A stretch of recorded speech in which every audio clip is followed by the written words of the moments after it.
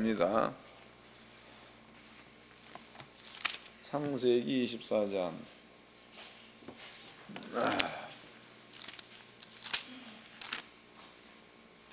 1절서부터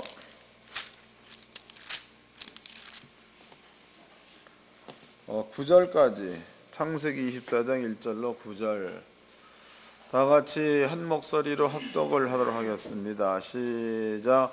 아브라함이 나이 많아 늙었고 여호와 자기께서 그 범사에 복을 주셨더라. 아브라함이 자기 집의 모든 수혜를 맡은 늙은 종에게 이르되 청컨대 내 손을 내 한돛뼈 밑에 넣어라. 내가 너로 하늘의 하나님 땅의 하나님이신 여호와를 가리켜 맹세하게 하노니 너는 나의 거하는 이 지방 가나안 족속의 딸 중에서 내 아들을 위하여 아내를 삼지 말고 내 고향 내 족속에게로 가서 내 아들 이삭을 위하여 아내를 택하라. 종이 가로되 여자가 나를 쫓아 이 땅으로 오고자 아니하거든 내가 주인의 아들을 주인의 나오신 땅으로 인도해 돌아가리까. 아브라함이 그에게 이르되 쌈과 내 아들을 그리로 데리고 돌아가지 말라. 하늘의 하나님 여호와께서 나를 내 아버지의 집과 내 본토에서 떠나게 하시고 내게 말씀하시며 내게 맹세하여 이르시기를 이 땅을 내 씨에게 주려 하셨으니 그가 그 사자를 내 앞에서 보내실지라. 내 거기서 내 아들을 위하여 아내를 택할지니라. 만일 여자가 너를 쫓아오고자 아니하면 너와 상관이 없나니 오직 내 아들을 데리고 그리로 가지 말지니라. 종이 이에 주인 아브라함의 한돛뼈 아래 손을 넣고 이 일에 대하여 그에게 맹세하였더라. 아멘. 창세기 24장 1절서부터 9절까지 그 내용은요, 아브라함이 그 자기 아들 이삭을 위해서 아내를 이제 며느리를 보는 그런 그 내용들이 여기에 기록되어 있습니다. 먼저 이제 그 말씀을 여러분께 그 설명해 드리기 전에 신약 성경에서 몇 가지를 한번 살펴보도록 합시다. 신약 성경 요한복음입니다. 17장입니다. 요한복음 17장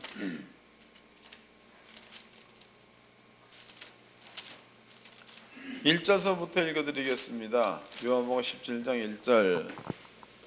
예수께서 이 말씀을 하시고 눈을 들어 하늘을 우러러 가라사대 아버지여 때가 이르렀사오니 아들을 영화롭게 하사 아들로 아버지를 영화롭게 하게 하옵소서. 2절. 아버지께서 아들에게 주신 모든 자에게 영생을 주게 하시려고 만민을 다스리는 권세를 아들에게 주셨음이로소이다. 영생은 건 유일하신 참 하나님과 그의 보내신 자 예수 그리스도를 아는 것이니이다 그랬습니다. 그럼 예수님께서 이제 그 12명의 제자들을 위해서 예수님께서 하나님께 기도하는 내용입니다. 그 기도 내용 가운데서 영생이 뭐냐? 영생. 그 영생은 하나님과 그 다음에 예수님을 아는 것이 영생이다. 이런 말을 썼다고. 아는 것이 영생이다. 그럼 안 되는 것을 우리는 어떻게 이해를 할 것인가? 안 되는 것. 물론 이제 그 세상적 지식이라는 것도 마찬가지입니다. 세상적 지식이라는 것도 과학이라든가, 그다음에 이제 수학이라든가, 또 뭐 물리학이라든가 이런 것 가운데는요, 항상 그 학문을 학문답게 만들려면 임상이 끝난 것. 그러니까 수학 같은 경우에도 하나의 공식을 만들어내려면 그 공식에 따르는 임상이 이런 것들이 끝나고 난 그 다음에야 이제 그 모든 것들을 모든 사람이 통용할 수 있는 그런 학문으로 내놓는 되는 겁니다. 과학도 마찬가지겠죠. 임상이 끝난 상태에서 정리해 놓은 것 이런 것들을 세상적 학문이라고 한다고. 후의 사람들입니다. 만들어 놓은 사람 말고 그 사람이 만들어 놓은 것들을 다시 공부하는 사람들입니다. 그 사람들 역시도 이미 그네들의 선배들이 이러한 그 학문을 만들어낼 때에 임상을 끝낸 것을 만들어 놓았기 때문에 후배들이 이것을 먼저 공부하죠. 공부하고 난 다음에 공부한 그것을 바탕으로 그네들이 일하고 있는 학문의 세계 과학에다가 공부한 그 내용을 적용시키면 임상에서 나타난 것과 똑같은 사건이 그 후배들에게도 나타난다는 거죠. 그러므로 이렇게 만들어진 그런 그 모든 이론들은 학교에서나 또 뭐 학원에서나 이런 것들을 계속적으로 이제 공부를 하고 있는 거다고. 그렇다면은 예수님께서 우리한테 얘기하기를 영생은 하나님과 예수님을 아는 것 그랬습니다. 안다 이 말이에요. 그럼 안다는 것 자체는 그냥 단순하게 글만 안다. 그러면 임상이 끝나기 전이다고. 임상을 해보기 전입니다. 근데 만약에 안다 그러면은요, 임상을 통해 가지고 그 이론대로 뭔가가 현상화되어져 나타났다, 여기까지를 안다로 말할 수 있는 겁니다. 안다. 그러면 이제 예수님께서 저들한테 하나님을 안다는 그 말은 하나님께서 해놓으신 말씀이야. 말씀. 이 말씀이 사람들 가운데에 존재가 되어 나타났을 때에 이것을 경험해 본 자라야 비로소 아는 자가 되는 겁니다. 경험해 보지 않고 그냥 머릿속에만 있다 그것은 아는 자가 될 수 없다는 거죠. 예수님께서 해놓으신 말도 마찬가지다 이 말이에요. 그러면은 이제 예수님께서 땅에 오셔가지고 제자들을 선택을 하셨습니다. 그리고 그 제자들한테 하신 얘기가 영생은 하나님과 예수님을 아는 것이 영생이니이다 이렇게 얘기했다고. 그 다음에 이제 그렇다면 이건 이제 요한복음 17장 내용입니다. 그렇다면은 아는 것이 영생이다 라고 말씀해 놓으시고 제자들한테 알만한 길을 제시하지 않는다면은 이 말은 무효가 되는 거다고. 예수님께서 이 말을 끝나고 난 다음에 알만한 것을 알려줬다는 거죠. 그 알려준 내용을 읽어보도록 합시다. 이제는 요한복음 17장입니다. 17장 6절서부터 읽겠습니다. 6절. 세상 중에서 내게 주신 사람들에게 내가 아버지의 이름을 나타내었나이다. 저희는 아버지 것이었는데 내게 주셨으며 저희는 아버지 말씀을 지키었나이다. 7절. 지금 저희는 아버지께서 내게 주신 것이 다 아버지께로서 온 것인 줄 알았나이다. 나는 아버지께서 내게 주신 말씀들을 저희에게 주었사오며 저희는 이것을 받고 내가 아버지께로부터 나온 줄을 참으로 아오며 아버지께 나를 보내신 줄도 믿었사옵나이다 그랬다고. 그래서 예수님의 얘기가 내가 하나님께로부터 받은 말씀, 여기다가 이제 들 그랬죠. 하나님께서 받은 말씀들을 예수님께서 제자들에게 주었다 이런 말을 썼다고. 그리고 예수님께서는요 제자들이 그 말씀을 받아서 그때부터 예수가 하나님께로부터 온 사실을 알았다 그랬으니까. 그러면 이제 제자들이 그 이전까지는 하나님의 존재입니다. 하나님의 존재. 하나님의 존재에 대해서도 그네들은 별로 그렇게 큰 믿음이 없었다는 거죠. 그런데 예수님께서 제자들한테 하나님의 말씀을 건네주었더니 이 말씀을 통해서 하나님이 있다는 사실을 믿었다는 거고, 이 말씀을 통해서 하나님께서 예수를 세상에 보냈다는 사실도 믿었다는 뜻이 되겠죠. 그 뜻입니다. 다시 읽어보겠습니다. 7절입니다. 지금 저희는 아버지께서 내게 주신 것이 다 아버지께로 온 것인 줄 알았나이다. 8절. 나는 아버지께서 내게 주신 말씀들을 저희에게 주었사오며 저희는 이것을 받고 내가 아버지께로부터 나온 줄을 참으로 아오며 아버지께서 나를 보내신 줄도 믿었사옵나이다 그랬다고. 그러니까 예수님께서 제자들한테 주고 있는 말씀, 이 말씀이 하나님께서 예수를 보냈다라는 사실을 알게 했다는 거고, 또 하나님께서 예수를 보냈다는 그 말씀을 통해서 하나님께서 있다는 사실도 얘네들의 마음 가운데 믿어졌다 이런 뜻이 되는 겁니다.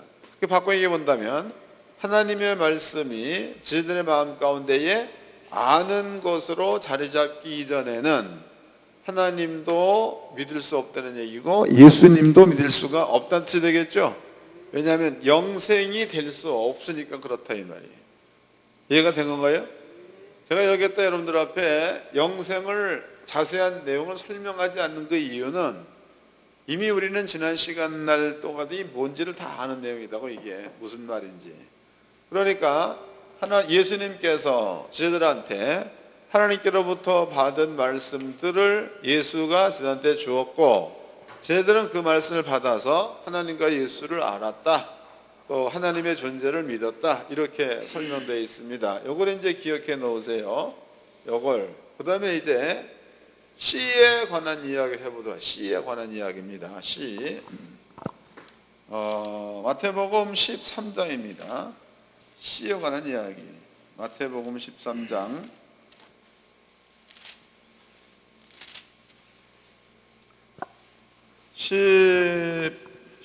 17절부터 읽겠습니다. 마태복음 13장 17절. 내가 진실로 너에게 이르노니 많은 선지자와 의인이 너희의 보는 것을 보고자 해도 보지 못하였고 너희의 듣는 것을 듣고자 해도 듣지 못하였느니라. 그런즉 씨 뿌리는 비유를 들으라. 아무나 천국의 말씀을 듣고 깨닫지 못할 때에는 악한 자가 와서 그 마음에 뿌리운 것을 빼앗나니 이는 곧 길가에 뿌리운 자요 에서 그러므로 너희는 씨 뿌린 비유를 들으라라고 얘기했다고. 그 다음에 이제 천국 말씀을 듣고 그랬으니까 여기서 예수가 말한 씨라는 것은 곧 천국의 말씀들을 씨라고 표현하고 있는 거죠. 하나님의 말씀을 곧 씨에다가 비유하고 있다고. 그럼 여기에서 그 예수님께서 씨라는 거, 씨. 그럼 씨라는 것은요, 갖다가 심으면 이건 꼭 참외를 심었다, 참외가 나게 돼 있는 거다고. 수박을 심었다, 수박이 나게 돼 있는 겁니다. 예수님께서 천국으로부터 오고 있는 그 말씀을 씨에다 비교하고 있다는 그 얘기는 상당히 신비로운 이야기예요. 이 씨라는 것은 누구나 다 알아. 너네들이 씨를 심어보지 않았느냐? 참외 심으면 참외가 나는 거고, 수박 씨를 심으면 수박이 나지 않느냐? 씨. 또 하나님의 말씀 역시도 이 씨와 똑같이 어떠한 말씀이 되었던지 그 말씀은 너네들이 보기에 씨에 대한 열매가 맺는 것처럼 하나님 말씀도 그 말씀에 따르는 열매가 꼭 있다. 이것이 이제 주님께서 주고 있는 말씀입니다.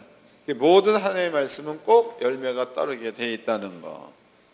자, 그렇다면 씨라는 것은 하나님 말씀, 그 말씀은 씨처럼 어떠한 말씀이 되었든지 간에 열매가 되어 나타나야 된다는 거. 이거 주님이 주장하신 내용이다고. 이것도 기억해 놓으세요. 두 가지를 설명해 드렸습니다. 한 가지는 하나님의 말씀을 마음 가운데 알았을 때야 비로소 하나님과 예수님의 영생을 알 수 있다는 거. 또 한 가지는 그러므로 말씀 자체는 씨라는 거. 두 가지. 그 다음에 이제 요한복음 19장을 보겠습니다. 요한복음 19장. 20장이네, 20장. 20장을 보겠습니다. 이 부분은요, 예수님께서 승천하시기 전이죠. 예수님께서 돌아가시기 전, 그때에 해놓으신 말씀입니다. 요한복음 20장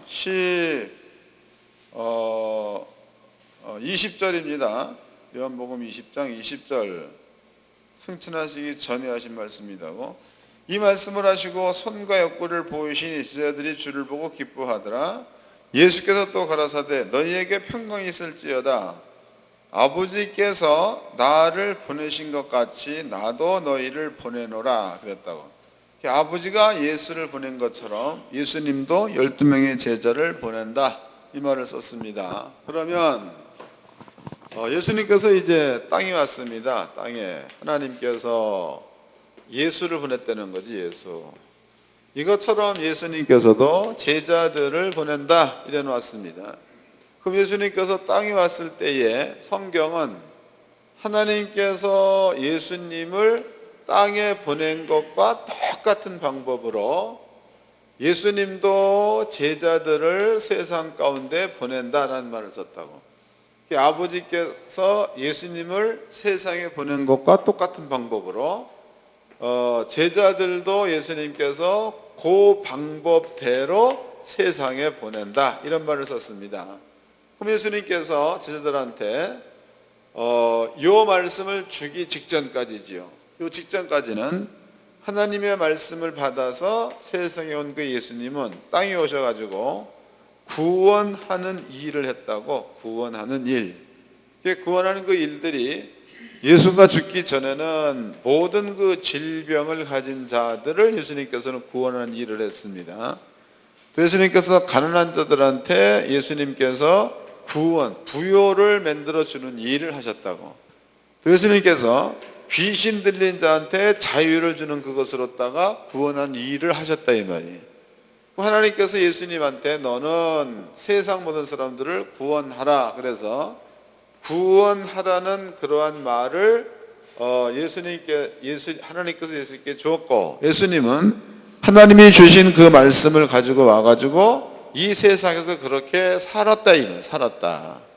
그렇다면은요, 예수님께서 저들한테 아버지께서 나를 세상에 보낸 것처럼 나도 너희를 세상에 보낸다 그랬으니까, 그러면 예수가 승천하시기 직전에 이 말씀을 한 것은 아버지께서 예수에게 준 사명을 예수가 떠난 겁니다. 그 다음에 예수님이 떠난과 동시에 그 사명을 제자한테 주겠다는 뜻이기도 하죠. 이해가 됐나요? 다시 읽어보자고. 이제 21절입니다. 예수께서 또 가라사대 너희에게 평강이 있을지어다. 아버지께서 나를 보내신 것 같이 나도 너희를 보내노라. 아버지가 예수를 세상에 보낸 것과 똑같은 방법으로 나도 너희를 세상 가운데 보내겠다 이런 말을 썼다고. 그러면 이제 제자들은요, 예수가 없으면은 예수가 해야 될 일을 제자들이 해야 한다가 되는 거죠. 예수가 해야 될 일을 제자들이 해야 한다 이런 뜻이 되는 거다. 그게 중간에서 하나님께서 예수님한테 사명을 줬다고, 예수님은 그 사명을 가지고 땅에 오셔가지고 이제는 세상을 구원하는 일을 마치고 예수가 갔다 이 말이에요. 가고 난 다음에 예수님은 가기 직전에 하나님께로부터 받은 구원하는 일을 이제는 예수님의 제자한테 주고 예수가 갔습니다. 그럼 예수는 땅에 없는 거다. 그러면 세상을 구원해야 되는 그 일이야. 그 일은 이제는 예수님에게 있다가 제자들한테로 옮겨갔으니까 구원하는 일은 예수께 있는 게 아니라는 거다고. 이해되시나요? 이걸 또 잘못된 여러분들이 해석을 하게 되면은 또 이단 소리 들을 수 있는 겁니다. 구원하는 일이 예수께 있는 게 아니고 우리한테 있다는 말을 잘못 들으면 이단으로 할 수도 있는 말이다고. 근데 그런 뜻이 아니라는 거예요. 그런 뜻이 아니고 이것을 그 신학적인 것으로 또 이렇게 표현해 본다면 예수님은 하나님께서 명령하신 구원을 십자가에 죽는 것으로다가 완성시킨 분입니다. 그럼 이제 성령께서는요, 예수가 이루어놓은 일들을 모든 사람들한테 적용될 수 있도록 그렇게 오신 분이 성령이라는 거죠. 신학으로 보면 이런 뜻이기도 하다고. 그럼 예수가 와가지고 세상을 구원하는 일, 하나님이 그것 때문에 예수를 보낸 거죠. 그런 일을 마쳤습니다. 그리고 승천했다 이 말이에요. 승천하기 직전에 예수님께서는 그 말을 제자들한테 주고 제자들을 이제 세상에 나가서 구원하는 일을 제자들이 해야 된다는 거다고. 그러므로 세상의 모든 사람들을 구원하는 일은 예수에게 있는 게 아니고 이제는 예수를 믿는 제자들에게 세상 모든 사람들을 구원하는 일이 있다가 되는 거겠죠. 제자들한테 있다 이런 뜻이 되는 겁니다. 그 다음에 그럼 이제 예수님께서 하나님께로부터 받은 바 말씀을 예수님께서 제자한테 주었다 그랬으니까 예수의 말씀을 받은 제자들은 곧 하나님의 말씀을 받았다는 것과 동일한 거죠.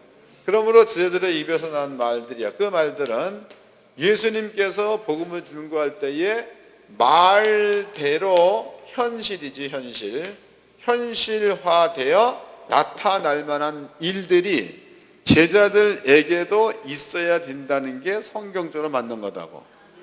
찾아보도록 하겠습니다. 이제 요한복음 13장입니다. 요한복음 13장 12절서부터 읽겠습니다. 요한복음 13장 12절. 앉아 저희에게 이르시되 12절 저희 발을 씻긴 후에 옷을 입으시고 다시 앉아 저희에게 이르시되 내가 너희에게 행한 것을 너희가 아느냐 너희가 나를 선생이라 또는 주라 하니 너희 말이 옳도다. 내가 그러하다. 내가 주와 또는 선생이 되어 너희의 발을 씻겼으니 너희도 서로 발을 씻는 것이 옳으니라 그랬습니다. 그것은 이것을 우리가 이제 그냥 오늘날은 보니까 세족식이다 그래가지고 목사님이 성도들 발 이런 정도로만 끝나는 건데, 그래서 이 말은 예수님께서 이제 저한테 발을 씻겼다 그 얘기는요, 영적으로 본다면은 예수님께서 세상 모든 사람들의 죄를 짊어지고 죽었다 이 말이에요. 그리고 이제 예수님께서 제자들로 하여금 예수를 믿는 믿음 가운데 들어오게끔 만들어줬다는 거죠. 그 다음에 제자들은 예수와 똑같은 이 일을 하려는 거다고. 그런데 그 이 일을 할 때 잘못하면 세족식 자체로만 끝나버리면 그것은 아무 의미도 없는 겁니다. 여기서 이 말은 발을 씻겨주라는 의미도 물론 맞는 거지만 여기서 더 큰 의미는 예수가 누군지 모르는 사람들한테 복음을 전개해서 그들로 하여금 죄에서 빠져나와가지고 성령 안에 들어올 수 있게끔 만들어주는 거, 이것이 곧 발을 씻기는 거다 이 말이에요. 이해가 된 거죠? 그 옆에도 읽어보겠습니다. 거기다 보면 이제 다는 아니다는 말도 있죠. 다는 아니다. 그 말이 마태복음인가 누가복음 그런 말도 기록되어 있다고. 14절 읽겠습니다. 내가 주와 또는 선생이 되어 너희의 발을 씻겼으니 너희도 서로 발을 씻기는 것이 옳으니라. 내가 너희에게 행한 것 같이 너희도 행하게 하여 본을 보였노니 내가 진실로 너희에게 이르노니 종이 상전보다 크지 못하고 보냄을 받은 자가 보낸 자보다 크지 못하니 너희가 이것을 알고 행하면 복이 있으리라. 내가 너희를 다 가리켜 말하는 것이 아니라 내가 나의 택한 자들이 누구인지를 알미라. 그러나 내 떡을 먹는 자가 내게 발꿈치를 들었다는 성경을 응하게 하려는 것이라 해서 다는 아니다 해서 그럼 11명은 예수가 발 씻겨주는 자리에 들어갔다가 되는 거고, 한 명 유다는 예수가 발 씻겨주는 자리에 들어가지 않았다가 되겠죠. 그럼 여기서 예수께서 발을 씻겼는데 12명을 다 씻긴 거지 유다만 빼놓고 씻긴 게 아니다고. 근데 예수의 대답은 11명은 예수가 발 씻기는 자리에 들어간 자가 되는 거지만 한 명은 아니다. 이 얘기는 그냥 단순하게 발을 씻겨주는 차원에서 끝나는 말이 아니라는 뜻이 되겠죠. 그래서 여러분들은요, 세족식 발을 씻긴다 그 차원은 예수를 믿게 만들어주는 일이야. 그 일이 곧 발을 씻기는 것과 같다는 뜻이 되는 거다고. 이해되시나요? 좀 더 이 말을 간단히 설명하면 이런 거다고. 지금 이제 우리가 발을 씻는다 그 말은요, 예수가 세상 죄를 짊어지고 죽었다 이랬다고. 죽었다고. 그럼 예수가 세상 죄를 짊어지고 있는 이 사건입니다. 이 사건은 예수를 믿는 자들의 죄뿐만이 아니라 예수를 안 믿는 자들의 죄도 예수가 짊어지고 죽어 놓았다 이런 뜻이 되는 거다고. 그러면 이제 예수를 안 믿는 자들입니다. 예수를 안 믿는 자. 예수를 안 믿는 자들 역시도 그네들의 모든 죄가 용서가 되었다라는 사실을 모를 뿐이지 예수님은 이네들의 죄까지도 용서해 놓았다가 되는 거지요. 그런 거 되는 거다고. 그러면 예수님께서 12명의 제자의 발을 씻겼다라는 그 말은 예수가 세상 죄를 짊어지고 죽었다라는 사실을 100% 믿게 만들어주는 일이 되는 거고, 예수가 이제 떠났습니다. 떠나고 난 다음에 제자들이야. 그 제자들이 안 믿는 자들한테 발을 씻겨준다는 얘기는 꼭 발만 씻겨주는 차원이 아니고, 발 씻겨준다는 얘기는 더러운 것을 모두 다가 닦아낸다 이 말이 발 씻기는 거 아니에요. 의미가. 그러면 이제 이 제자들이 안 믿는 자들 발을 씻겨준다는 그 말은 즉 복음을 증거해서 그네들의 모든 죄가 용서되었다는 사실을 알게 해주는 게 발식해주는 거다. 이해됐죠? 그러니까 차원이 그냥 뭐 믿는 자들끼리 발식해 이런 차원이 아니라는 거예요. 이 말은요. 때문에 예수님께서 이렇게 발식해주는 것까지도 예수는 이제는 한번 세상죄를 짊어지고 돌아가시고 제들의 그 발을 씻겨주는 것으로다가 예수는 할 일이 끝난 거야. 그 다음에 발 씻겨주는 그 일은 예수가 와서 씻겨주는 게 아니고 예수께서 발 씻겨준 제자들이 이제는 그 일을 담당해야 된다는 뜻이 되겠죠.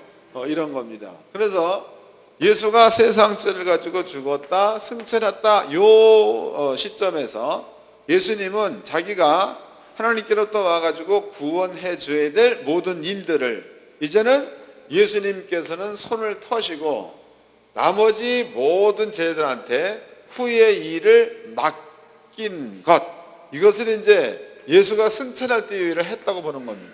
그러면 이제 씨라는 것은 처음에는 하나님께로부터 예수님께서 구원, 말씀, 씨를 받아가지고 온 거죠. 그 다음에 예수님께서 그 씨를 당신이 가지고 있다가 당신이 가져간 게 아니고 그 씨를 예수님께서는 제자한테 줬다는 거죠. 때문에 구원의 씨, 말씀 이것은 이제는 예수에게 있는 게 아니고 12명의 제자한테 그 구원의 씨가 12명의 제자들의 손에 들려졌는 줄로 깨닫기 바랍니다. 그 뒤에 제자 나가서 이제 복음을 증거하죠. 그래서 바울이 복음을 증거하지 한 번에 3,000명이 예수를 믿었다. 씨가 떨어졌다. 5,000명이 예수를 믿었다. 씨가 떨어졌다. 또 베드로도 마찬가지가 되겠죠. 이랬을 때에 그 말을 듣고 예수를 믿는 무리들은 겉으로 보기에는 발을 안 씻겨줬다고 그래도 영적으로 본다면은 안 믿는 자한테 복음을 증거해 예수를 믿게 만들어줬으니까 이 모든 사람들한테 발을 씻어준 것과 같은 얘기죠. 그 더러운 곳에서 벗어나가지고 깨끗한 지로다가 올라갈 수 있도록 이렇게 모든 것들을 만들어 주었다. 이런 의미가 되는 겁니다. 예수님께서는요, 땅에 오셔가지고 하나님께로부터 받은 말씀의 씨야, 이것을 당신이 가지고 있다가 이제는 모든 일을 마치고 난 다음에는 그 구원의 씨를 12명의 제자들한테 주었고, 제자들이 이 구원의 씨를 가지고 있다가 그냥 살다가 죽은 게 아니고 이 씨를 또 다른 사람들에 나눠줬다는 거죠. 이제 요한계시록 보게 되면은 거기에는 아시아의 그 7교회가 등장을 합니다. 그 7개 전부가 다 이런 그 구원의 씨를 받은 교회가 되는 거고, 또 성경에는 기록되어 있지 않지만 우리가 이제 그 뭐 막달라 마리아라든가 또 예수님의 어머니 마리아라든가 이런 그 여자들도 많이 있습니다. 그네들의 일들은 기록되어 있지 않지만 그들 역시도 예수께로부터 받은 구원의 씨를 그들도 받아가지고 안 믿는 모든 자한테 복음을 증거하여 그들도 예수를 믿게 했던 일들을 여자들도 했다는 거죠. 그러므로 그 씨가 오늘날에 우리나라까지 와가지고 우리 역시도 예수를 믿는 믿음 가운데 들어간, 그 다음에 그 씨의 열매가 된 이것이 이제 우리나라까지도 복음이 증거됐다라고 볼 수 있는 겁니다. 이것 기억해 놓으세요. 이해가 되셨죠? 지금 여러분께서 설명해 드린 내용은 신약에 관한 얘기, 신약. 그 다음에 이제 오늘 본문의 말씀 읽어봤더니요, 거기에 아브라함이 등장합니다. 하나님께서 계시고 그 다음에 이제 아브라함이 있다고. 하나님께서는요, 아브라함한테 아브라함아 내가 너에게 복의 근원이 되게 하겠다 그랬죠. 복의 근원. 그 다음에 내가 너에게 가나안 땅을 주겠다. 후손한테 준다. 네 후손으로 바다에 모래처럼 많게 하겠다. 이 말을 했습니다. 그럼 아브라함 사람은요, 그 말을 그대로 믿고 자기의 본토 친척 아비 집을 떠나서 아브라함은 가나안 땅으로 왔다. 가나안 땅으로 와가지고 아브라함이 나이가 100세에 낳은 자식이 이삭이다고, 이제 이삭이 나이가 대략 한 21, 대여섯 대 가지고 장가갈 때가 됐다 이 말이지. 이삭이 장가갈 때가 됐는데 이제는 아내를 얻어야 돼, 아내. 그런데 아브라함의 고향은 가나안 땅에서부터 무려 2000km 가까이 떨어져 있는 바벨론 지역이 아브라함 고향이고, 그 다음에 아브라함은 가나안 땅에 살고 있고, 그러면 이제 아브라함의 나이가 100세에 이삭을 낳았으니까 대략 잡아가지고 이삭의 나이가 그 뭐 30세 정도 됐다고 친다면은요, 아브라함의 나이는 130세 가까이 된다고 봐야 맞겠죠? 130세. 130세 된 그 아브라함이 2000km 정도 떨어져 있는 바벨론 지역에 가서 거기에서 아브라함의 눈에 보기에 딱 맞는 여자를 데리고 오기에는 너무나 늙은 거다고. 그래서 아브라함이라는 사람이 자기 집에 있는 종이죠. 종을 불러다가 한도뼈 밑에다가 손을 얹으라고 그래. 한도뼈 밑. 손을 얹고, 그리고 이제 아브라함이 너는 내 대신 가라는 거예요. 가가지고 내 아비의 집안 사람 가운데서 하나를 이삭의 부인으로 데리고 오너라, 이런 얘기를 합니다. 근데 여기서 이제 등장되는 그 뼈가 한도뼈입니다. 한도뼈 밑에 손을 넣으란 말을 썼다 이 말이에요. 이제 지금에 와서 그 한도뼈를 우리가 이제 보면은요, 그 뭐 엉덩이 뼈다 이런 말도 하고 이런 얘기 한다고. 엉덩이 뼈. 또 여자들이 그 아기를 갖게 되면은 환도가 시다는 말도 하죠. 나는 아기를 안 가져봐서 모르겠는데 환도가 시다 그러면 어디가 시다? 허리가 아프다는 뜻인가? 여긴 애를 다 안 낳아갖고 모르겠네. 어디가 신 거요? 물어보죠. 어디가 셔요?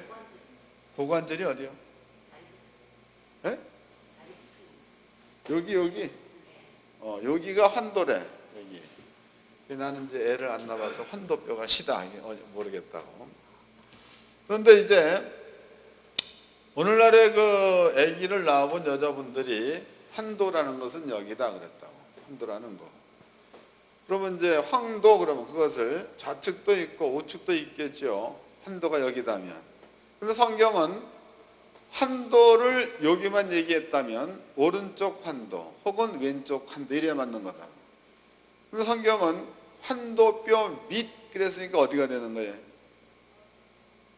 사타구니가 되겠죠. 맞아? 환도뼈, 그럼 환도뼈 옆, 여기 아니라는 거죠. 여기 아니고 환도뼈 밑 그랬으면은 엉덩이뼈 밑에 또 손을 넣어라 이 말이다고. 그러면 이제 여자들은 환도가 시다 뭐 이렇게 얘기하는데, 그럼 남자들은 환도뼈 밑 그러면은요, 씨를 줄 수 있는 곳이 되는 거다고. 씨를 줄 수 있는 곳. 그러면 이제 육적인 씨라는 것은요, 남자가 여자한테 씨를 뿌린다 그 얘기는 아기를 낳게 만든다, 아들을 본다 이 말이다고. 그 다음에 이제 구약 성경에서의 아버지와 아들이라는 얘기는 그 집안의 혈통을 잇는다라는 뜻도 있죠. 아버지가 아들을 낳는다, 아들. 그러면은요, 아버지의 혈통을 아들한테 주고 아버지가 죽으면 아들이 아버지의 혈통을 대신 잇는다, 이런 얘기를 한다 이 말이에요. 근데 지금 아브라함이라는 사람이 자기의 그 집안에서 길리운 종이야, 그 종을 불러다가 너는 환도뼈 밑에 손을 넣어라. 그 얘기는 남자의 뿌리 밑에 손을 넣어라. 물론 이제 여기에는 이거 뭐 넣어라로만 표현되어 있는 건데 하여튼 뭐 그렇다고. 근데 이것을 조금 진하게 얘기해 본다면 잡고라는 말도 통용될 수 있는 거다고. 잡고. 환도뼈 밑에 손을 넣어라. 그리고 가면은 내 고향에서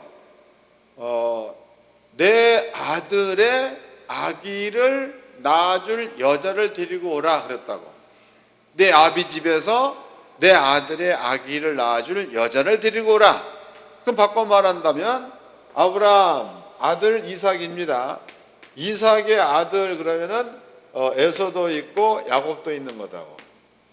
그러면 아브라함이라는 사람이 자기 아들을 위해서 에서와 야곱을 낳아줄 여자를 데리고 오라 그랬으니까, 만약에 종이 가다가 아브라함이 원하는 길로 안 가고 딴 데로 가버려서 안 왔다 그러면은 아브라함으로 본다면은 혈통을 이어줄 만한 여자가 없게 되는 거니까 아주 곤란한 그러니까 혈통이 끊어지는 일들이 일어날 수 있다는 거지.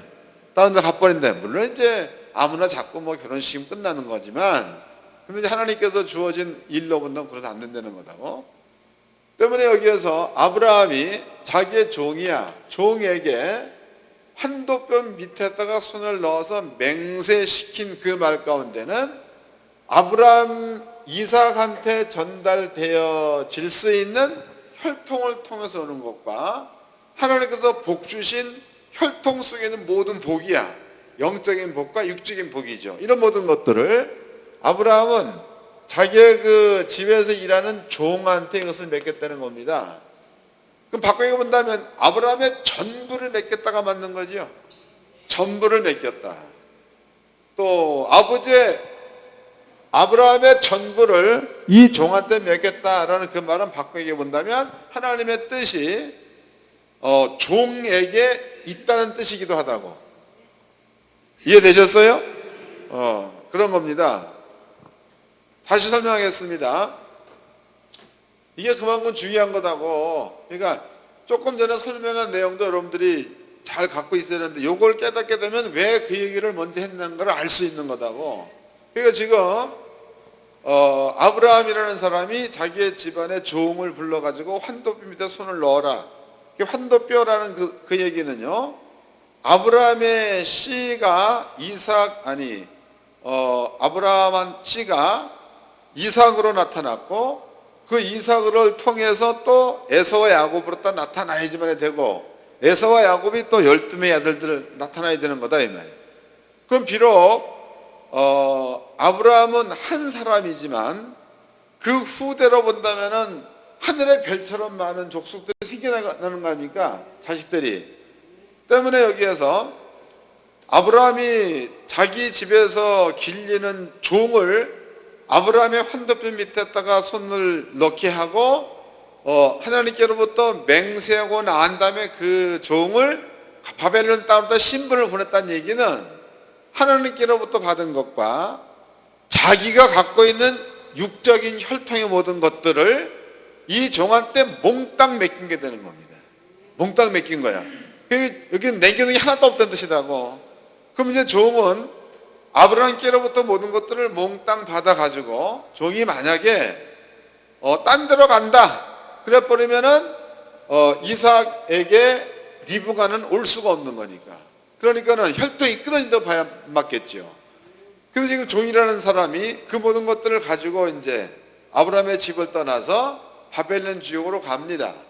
그러면 종에게는 그런 그 혈통적인 부분뿐만이 아니라 하나님께서도 네 후손이 바다처럼 많게 하겠다라는 약속이요, 하늘의 별처럼 많게 하겠다, 그 약속 역시도 그 씨에다가 그 약속을 두었으니까 종이 이것을 받아가지고 갈 때는 하나님의 언약도 같이 가지고 간다고 봐야 맞겠죠. 같이 가져가는 겁니다. 같이. 그럼 이제 아버지께서 아브라함한테 맡겼던 모든 일들을 이제는 종이 받아가지고 지금 가고 있는 거니까 종이 요 모든 사명을 감당하기까지는 하나님도 종을 위해서 뭔가가 일하셔야 되는 거고, 아브라함 역시도 종이 하는 동안에 필요한 모든 것들을 공급해 줘야 되는 거고, 종이 그 일을, 이게 종은 그냥 보면 아무것도 아닌 자야. 그냥 아브라함 집에서 일하는 종이야. 나가면 나갈 수도 있는 거고, 또 팽개치면 그 집을 떠날 수도 있는 거고, 또 이제 종의 그 문서를 지워버리고 내보내버리면 아브라함 집에서 마음대로 자유할 수 있는 사람이기도 하다고.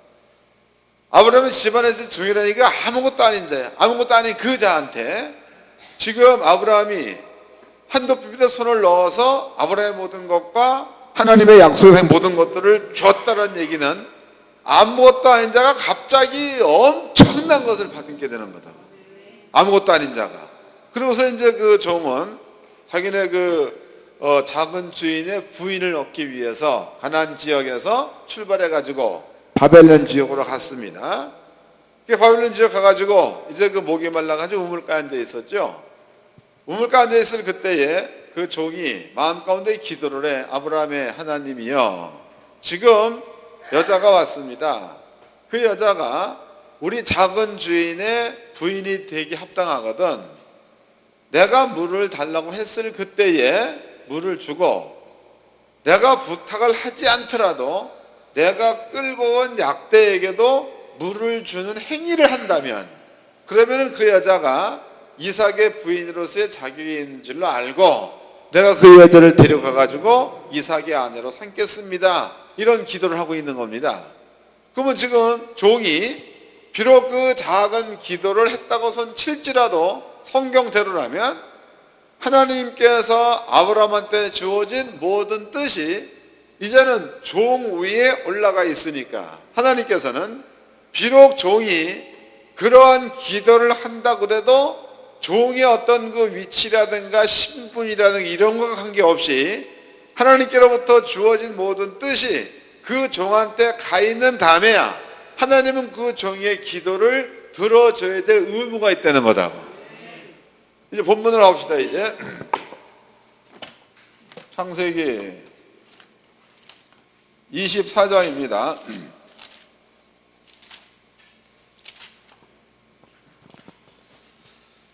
24장 3절서부터 읽겠습니다. 내가 너로 하늘의 하나님 땅의 하나님이신 여호와를 가리켜 맹세하게 하노니 너는 나의 거하는 이 지방 가나안 족속의 딸 중에서 내 아들을 위하여 아내를 택하지 말고 내 고향 내 족속에게로 가서 내 아들 이삭을 위하여 아내를 택하라.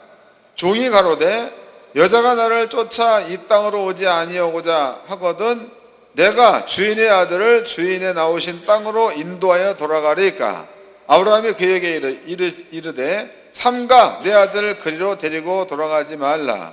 하늘의 하나님 여호와께서 나를 내 아버지의 집과 내 본토에서 떠나게 하시고 내게 말씀하시며 내게 맹세하여 이르시기를 이 땅을 내 씨에게 주리라 하셨으니 그가 그 사자를 내 앞서 보내실지라 내가 거기서 내 아들을 위하여 아내를 택할지니라 해서, 그러면 종에게 아브라함의 얘기대로라면 하나님께서는 하나님의 천사 종을 그 종보다 앞서 보내서 그 지경을 평탄케 놓으실 거다 이 얘기죠.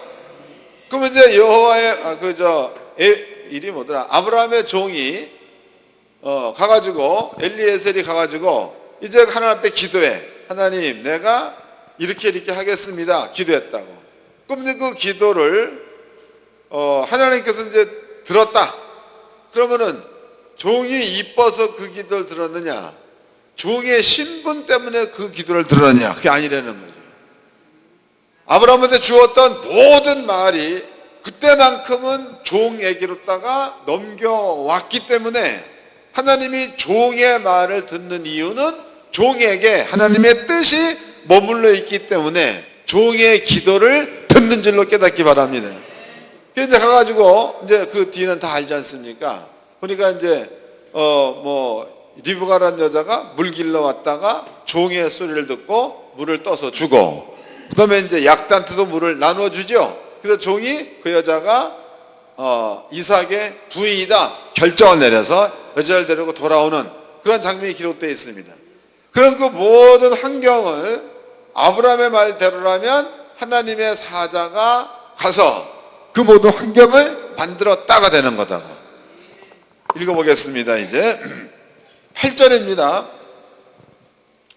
8절 7절 하반절 중반절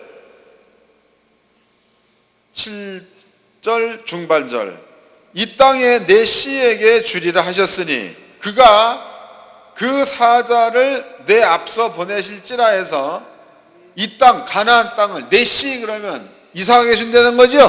혹은 나머지 이삭의 후손들한테 준다 이 말이다. 걔가 참 그러네 좀 보자고. 아브라함의 얘기가 이 땅 가나안 땅 이 땅을 내 씨, 아브라함의 씨. 아브라함의 씨라는 것은 단순히 이삭만 들어가는 그 후대 사람 다 들어가는 겁니다. 이 땅을 내 씨에게 주리라고 하나님이 그랬다는 거다고.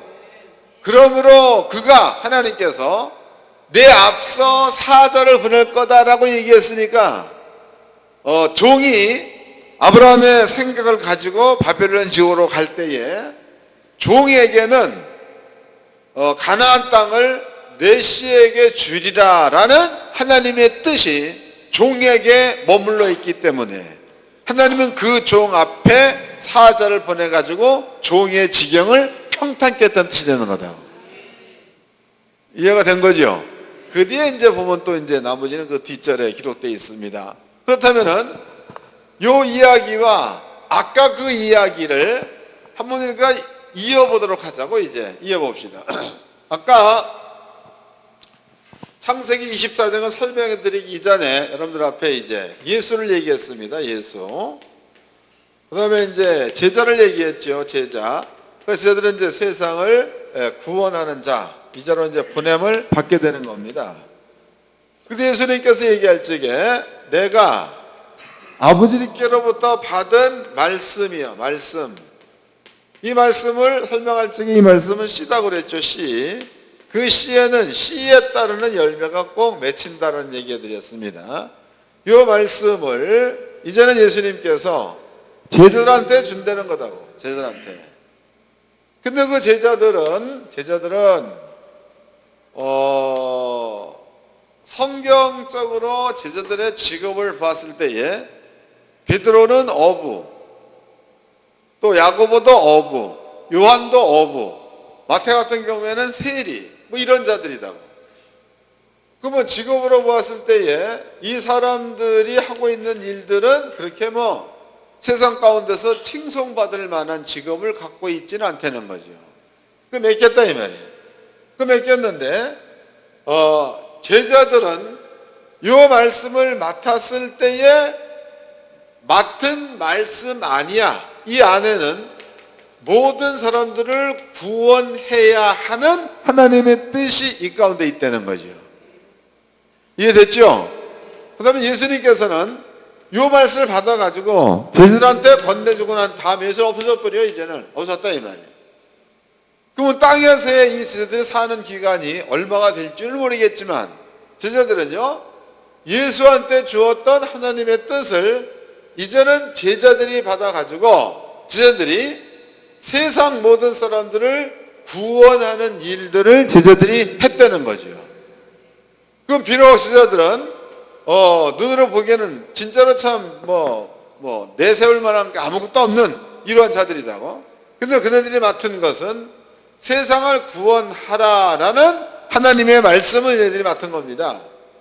그렇다면 하나님께서는요 쟤들이 이뻐서도 아니요 쟤들 잘나서도 아니라 쟤들에게 아버지의 뜻이 쟤들한테 머물러 있고 쟤들은 그 일을 하기 위해서 이제 세상 사람들한테 복음을 증거하러 가기만 하면 하나님은 이들 앞에 사자를 보내가지고 그 지경을 평탄케 해야 될 줄로 믿습니다.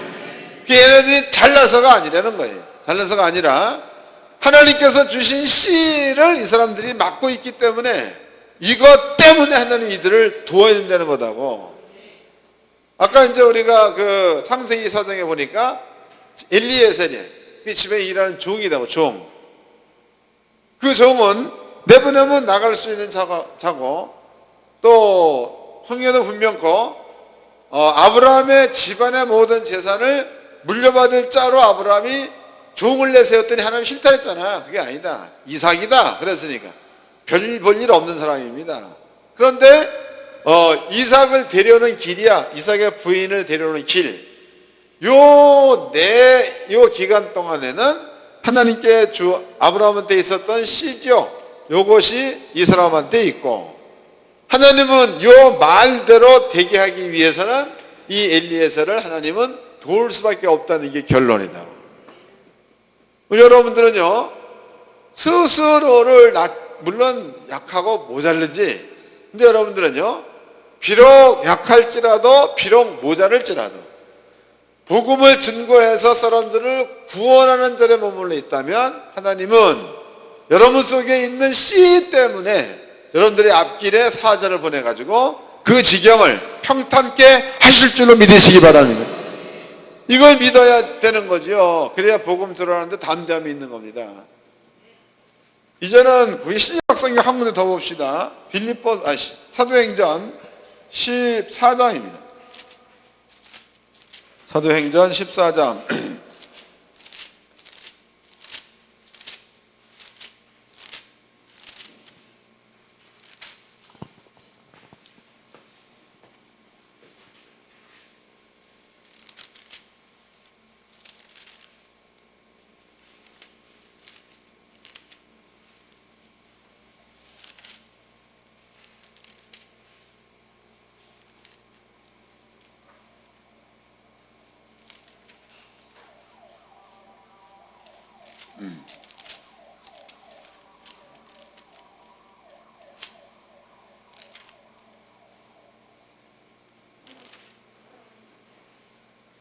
16장을 보겠습니다.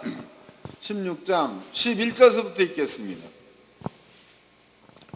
사도행전 16장 11절 드로아에서 배로 떠나 사모드라게로 진척하여 이튿날 네아폴리로 가서 거기 빌립보에 이르니 이는 마게도냐 지경 첫 성이요 또 로마의 신민지라. 이 성에서 수일을 유하다가 안식일에 우리가 기도처가 있는가 하여 문밖 강가에 나가 거기 앉아서 모인 여자들에게 말하더니 두아디라 성 자주장사로서 하나님을 공경하는 누디아라 하는 한 여자가 들었으니 주께서 그 마음을 열어 바울의 말을 청종하게 하신지라 그랬으니까 사도 바울이 빌립보 교회를 세우는 데 있어서 바울보다 앞서간 주께서 여자의 마음을 열었다 그랬으니까 지금 이것과 동일한 일들이 사도 바울한테 이루어졌다고 봐야 맞는 거죠. 이런 거다고. 때문에 적어도 우리가 이런 그 확실한 믿음을 가지고 전도하는 자리에 머물러 있으면 어떠한 자리가 되었든지 그 자리에서는 하나님이 보내준 사자가 먼저 일해 놓은 어떠한 것들이 있다는 겁니다. 그냥 무조건 우리가 뭐 이유만 조금 될 게 아니고 그 뭐 전도로 가면 이유가 많잖아. 이건 이래서 안 되고 저건 그런 이유 되지 말고 성경대로라면 구원의 말을 예수님께서 건네주셔가지고 그 구원의 말을 우리가 갖고 있는 게 틀림이 없다면요 여러분들은 요 말만 가지고 순종해서 구원하는 자리에 가기만 하면 거기에는 어떠한 좋은 일들이 우리를 위해서 준비되어 있는 줄로 믿으시기 바랍니다.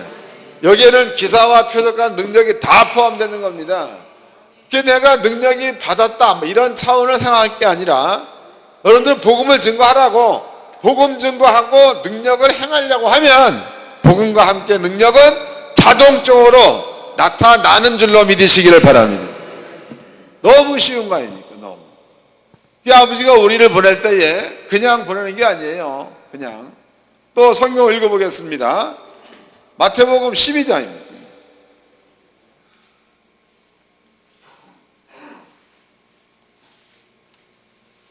마태복음 12장 10장이네. 10장 1절서부터 읽겠습니다. 예수께서 그 12제자를 부르사 더러운 귀신을 쫓아내며 모든 병과 모든 약한 것을 고치는 권능을 주시니라. 권능을 줬다는 거지. 12절 12사도의 이름은 이러하니 12사도. 그 다음에 3절 예수께서 이 12를 보내시며 명하여 가라사대 이방인의 길로도 가지 말고 사마리아인의 고일로도 들어가지 말라. 차라리 이스라엘쯤에 잃어버린 양에게로 가면서 전파해 말하되 천국이 가까웠다 하고 병든 자를 고치며 죽은 자를 살리며 문둥이를 깨끗게 하며 귀신을 쫓아내되 너희가 거저 받았으니 거저 주어라 그랬다고. 그러니까 제자들을 보낼 때 그냥 보낸 겁니까? 능력을 주어서 보낸 겁니다. 근데 그 능력은 그냥 나타나는 거예요? 전도할 때 나타나는 거예요? 전도할 때.